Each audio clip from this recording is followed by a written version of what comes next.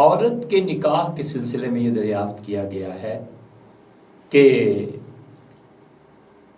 باپ کی اجازت ضروری ہے یا نہیں۔ یاد رکھنا چاہیے کہ حنفی فقہ میں اس معاملے میں سب سے زیادہ آزادی، دیگر ائمہ نے والد کی اجازت کو ضروری قرار دیا ہے،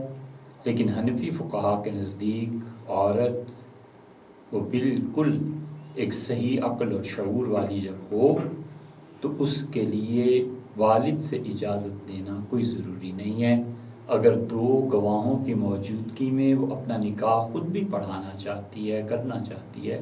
تو اس کو اجازت ہے اور آزادی ہے۔ بالغہ عورت پر ولدیت نہیں ہے، نکاح کا نفاذ اس پر کرنے کے لیے اس کی عورت کی اجازت ضروری ہے اور وہ بالغہ پر موقوف ہے۔ اگر وہ اجازت دیتی ہے، اپنے نکاح پہ ہاں کرتی ہے تو ہو جائے گا، نہ کرتی ہے تو نہیں ہوگا۔ والد کی صرف ایک صورت باقی رہتی ہے کہ وہ خاتون معاشرے میں اپنا نکاح کسی ایسی جگہ پہ کر رہی ہے کہ وہ باقی خاندان کے لیے ذلت اور رسوائی کا سبب بن سکتا ہے،